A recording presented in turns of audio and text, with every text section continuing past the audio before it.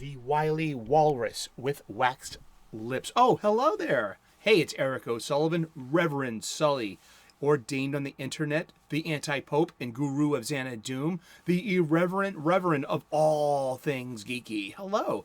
Welcome to the Sunday sermon. The caveat, as always, please do not burn your hands holding on to my hot takes. If you do, well, that's on you, pal or gal, or anywhere in the grand spectrum of humanity where you reside and identify. Welcome to part 4 of The Old Notebook. Yes, where I'm taking this notebook I found while diving for comic books in my old long boxes. I found this old notebook that I wrote in. And this is a second writing of this because I usually write on a small notepad, something portable, you know what I mean? And then I will, this clearly does not look like it was written on different days with varying pens over a few months. No, this came from a source and I rewrote it. I can tell you that much. But I wrote this. I wrote these passages, reading the Bhagavad Gita, going to work early in the morning. I get to work at 6 a.m. and I have for a while. I wasn't adjusting well to my new workspace. I wasn't fitting in with my new workmates, and I was actively being bullied by one of them, who's long gone. So I was struggling emotionally, and so I needed a better rudder for my ship, and I got one. I started listening to Deepak Chopra. I started reading his audiobooks, and then I read his Sacred Verses Healing Sounds audiobook, which contained about 5 chapters of the Gita, which whetted my appetite to the point where I went out and bought the Gita according to Gandhi, which was, Mahatma Gandhi, the real guy, wrote his Gita while he was in prison.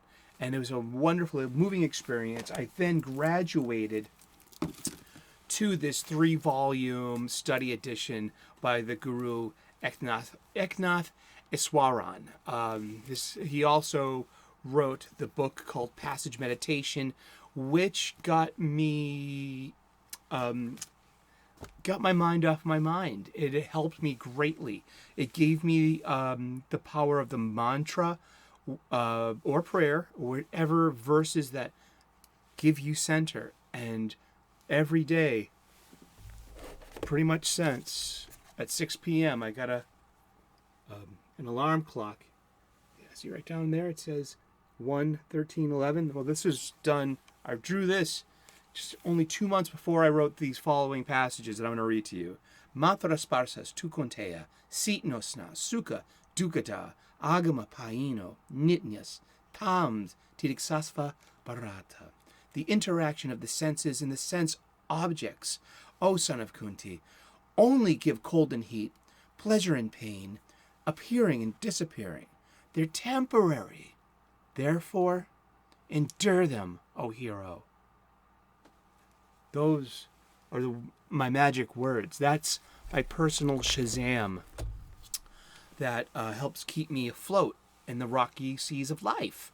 And I'm very grateful for the introduction to that.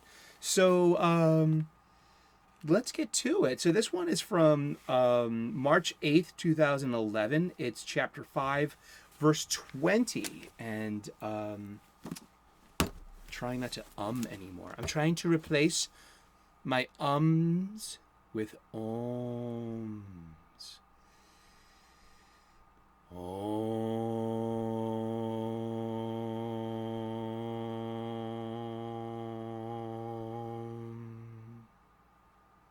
Yeah, that sets the tone, literally.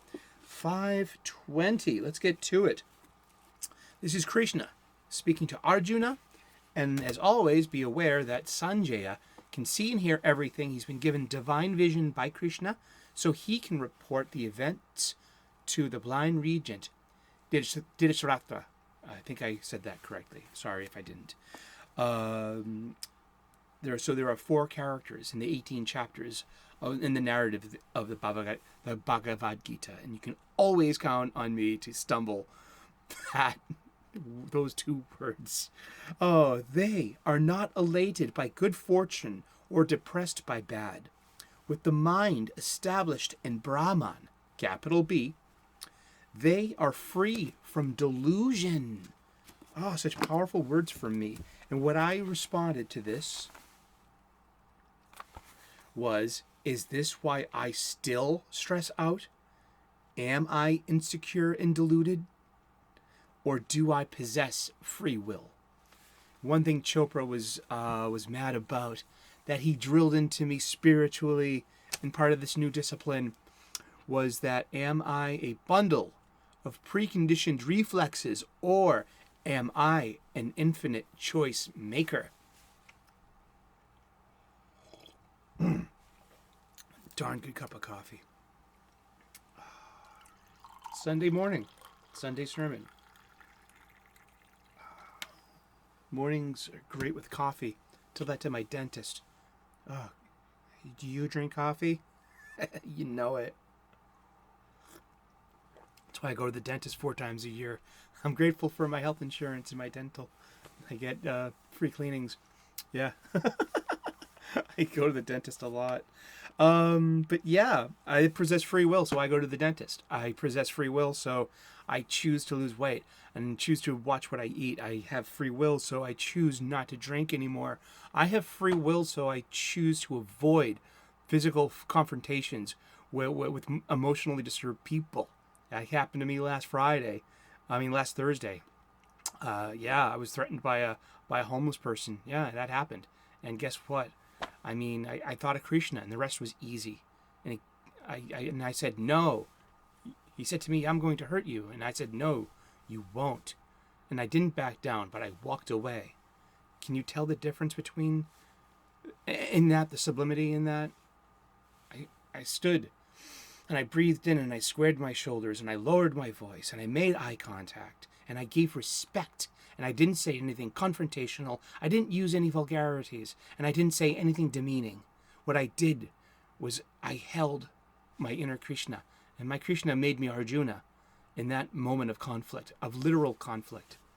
And I'm grateful for that. I really am. The next one is from chapter 7, verse 17. This one was written on... I'm sorry, the previous one was written on March 8th. And this one was written on March 11th. So it's chapter 7, going through the book here, and verse 17. And how are you doing today? I hope you're doing awesome. Happy spring. It's the first day of spring. We've made it through winter, and the days are getting longer, daylight rather, and the weather should be getting better. And there will be plenty of opportunities for girls with open-toed sandals. For people strolling about on the banks of the River Charles. Spring fever, anyone? All righty. 17. Krishna says to Arjuna, unwavering in devotion, always united with me, capital M, the man or woman of wisdom surpasses all others. I just want to say, I'm not elaborating. That's what it says. See, it says it reads it in Sanskrit. You have the verse, and then you have all the elaboration around it. The verse is in italics. The Sanskrit's in Sanskrit. Everything else is Guru Eswaran's elaboration and thoughts. So unwavering in devotion, always united with me, capital M. The man or woman of wisdom surpasses all others. For such a person, I am the highest goal, and he or she is very dear to me, capital M. All those who follow the spiritual life are blessed, but they who are always established in union with me, capital M, for whom there is no higher goal than me, they may be regarded as my very self, capital S. I like that because I talk to Krishna. I have literally, these are things that therapy didn't help with. Oh, and let me read my, speaking of self-help, self-love. So the Lord loves me best, but tat tavam asi. Therefore, the Lord loves you best. And tat tavam asi. It's very important. It's a very important Sanskrit phrase. Let me just bring it up real quick so I don't butcher it. And tat tavam asi. Thou are that. The child asks the father. This is an old pre-Vedic Hindu wisdom kernel story. It's just a pithy little story. The child asks the father, "Daddy, what am I?" And the father answers, "Tat tavam asi." And the child says, "What is that?" The father answers, "Tat tavam asi."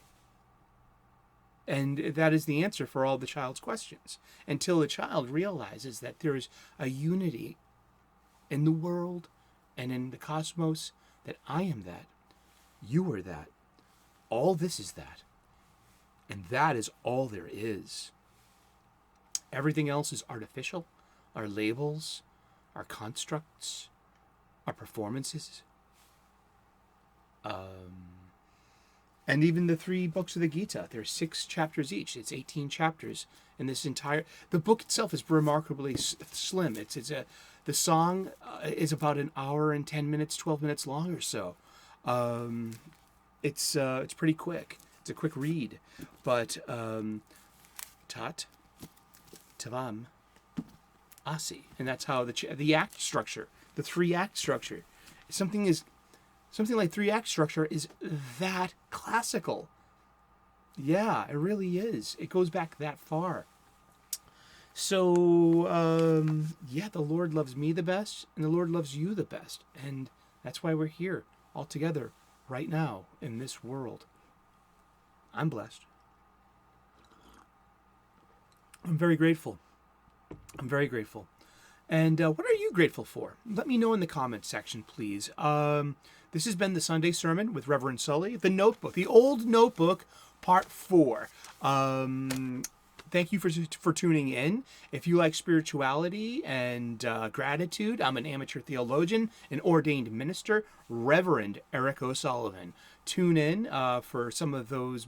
If I do motivational inspirationals, if you feel that, please keep tuning in, because I have my down moments. I suffer from the chronic lonelies, the chronic mopies, and the chronic angries. But I've figured out through great advices, through different people, that gratitude develops purpose. And this is the way out. The way out is through. And it's on you. It really is. And I'm into it, and I'm here for that, and I'm here for you for that. So throw me your questions, ask me questions, comments. I will answer them. We can even live stream too. We can have a discussion. I am up for that. I am a professional chef. I share with you my professional level cooking hacks so you can make delicious, nutritious, and beautiful food in the comfort of your own kitchen for your loved ones at your table. Break bread, enjoy life, and eat together often. I also do a daily comic book. I do daily content. I do the Golden Age of DC Comics 365 days, where I talk about comic books every day for the rest of the year. And I open the page to whatever day it is. It's a page-a-day book. I've had this book for about 2 decades, given to me by one of my best friends. It's been surfing all of my coffee tables ever since. It's well read, well loved, and it's great content for a YouTube channel such as mine. I love comic books, and if you love comic books, you can tune in every day at 3 p.m. U.S. Eastern, and we get into it for about 10 minutes a day. We talk about comic books, and be part of the conversation. I hopefully have earned your subscription, so like and subscribe. Have a great day. God bless you. Thank you so much for tuning in to the Sunday Sermon. If you are struggling, please reach out for your doctor's help. Ask for a referral, and make sure your referral is part of your insurance network. Please use these tools that are available to you. Now, from personal experience, I'll tell you that the mental health industry is a little overwhelmed. I get that feeling. So what helped me more than therapy? I'll answer that question I started off a couple minutes ago, was spirituality. It answered questions. It gave me more purpose than therapy did. It gave me more focus than therapy did. Now, therapy helped, and psychopharmacology really helps. I suffer from panic and anxiety. I need a pill to calm the body down once I'm at that moment. As Dr. Bessel van der Kolk says, the body keeps the score when it comes to trauma people. And it truly does. There's nothing, as I don't want to use harmful, weird words to describe the conditions my body goes through under a panic attack. But it's not very pleasant, and it's pretty debilitating. And it's life, and it's my bargain with life now. And that's the way it is. And I'm going to enjoy life as much as I can. And I wish this for you too. And if you're struggling, there is a way out, and it's through. And we can get through this together. We really can. God bless you. Namaste. Good luck. And tune in again. Thank you so very much. Cheers. God bless you.